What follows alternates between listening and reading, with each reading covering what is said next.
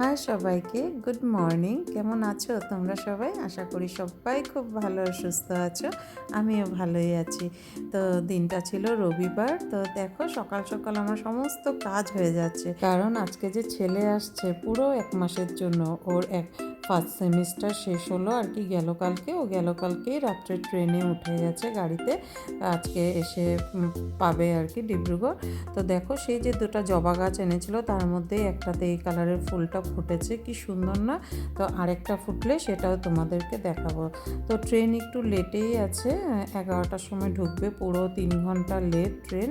তো একটু মানে আমরা ভাবলাম পুজো টুজো দিয়ে তারপরে যাই। তো এই যে আরেকটাতে কলি আছে, এটা ফুটলে তোমাদের দেখাবো। আর এদিকে চন্দ্রমল্লিকা যেভাবে ফুটেছে, আমার 1 মাস আর কোনো মানে ফুলের কষ্ট হবে না। আরও সবগুলাতেই কলি এসেছে, সেগুলোও ফুটবে। তো তাড়াতাড়ি করে পুজো টুজো দিয়ে চা খেয়ে আমরাও এখন বেরিয়ে পড়বো, কারণ খুব এক্সাইটেড আমরা সবাই। আমার থেকে তো বেশি ওই যে ওর ভাই, দেখো না, ও বলছে আমি তো যাবই, তোমরা যাও চাই না যাও, আমি তো দাদাইকে আনতে যাবই। তো দেখো সবাই বেরিয়ে পড়লাম। তো ভাবলাম ট্রেন তো আসবে আরও 1 ঘন্টা আছে, তার আগে একটু বাজার করে নিই, কারণ ও আসলে আর বাজারে ঢুকলে আরও দেরি হয়ে যাবে।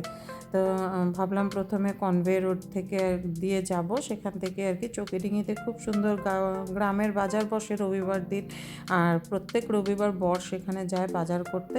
তো বর বলল না, আজকে কনভে রোড দিয়ে যাওয়া যাবে না, শান্তিপাড়া দিয়েই যাব, মানে নালিয়াপুল হয়ে আর কি বাণীপুর যাবে। তো শান্তিপাড়া রেলগেটে গাড়িটা রেখে তারপর এই তো আমরা এখানে শান্তিপাড়া রেলগেট থেকেই আমরা বাজারটা করছি। ও আসছে তো ওখানে তো আর শাক খেতে পারে না, হোস্টেলে তো কোথায় আর শাক দেয়। তো ভাবলাম প্রতিদিন একটু শাক করে দেব।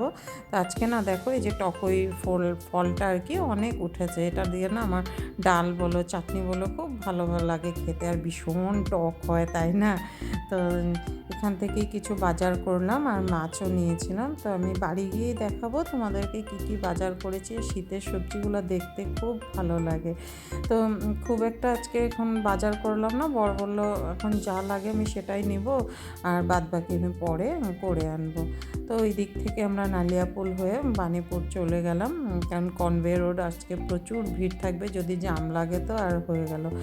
আর মানে গিয়ে যদি আগে ভাগে একটু দাঁড়িয়ে থাকি ট্রেনটা আসার আগে, তো ওরও মনটা ভালো লাগবে, কিন্তু ও এসে দাঁড়িয়ে থাকলে ওর মনটা খারাপ লাগবে। তাই আমরা মোটামুটি 15 মিনিট আগে গিয়ে ওখানে দাঁড়িয়েছিলাম আর কি। তো এই তো ট্রেন ঢুকে গেল দেখো।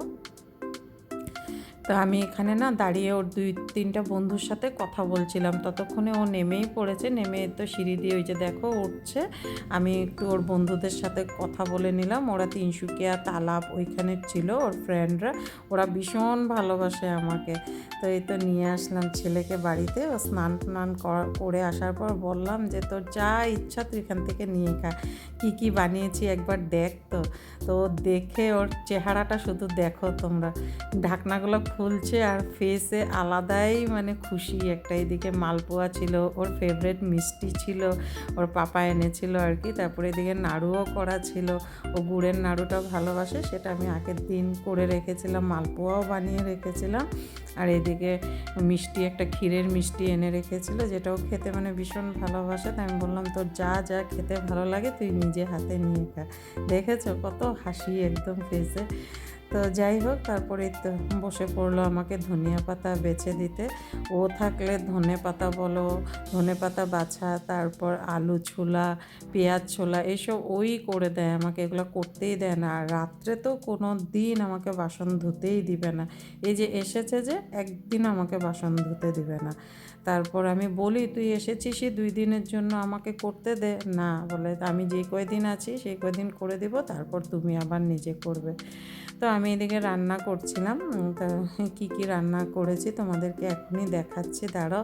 তো রান্না করার সময় একটু মেসি হয়েই থাকে কিচেনটা, সেটা বুঝোই তোমরা। আর ওর সাথে গল্প করতে করতে আমি রান্না বাড়াও ভুলে যাচ্ছি। তো চলো দেখাই কী কী রান্না করেছি। এই তো শাক করলাম, তারপর এখানে বেগুন চচ্চড়ি, এইভাবে করলে না ও ভীষণ ভালো পায় খেতে।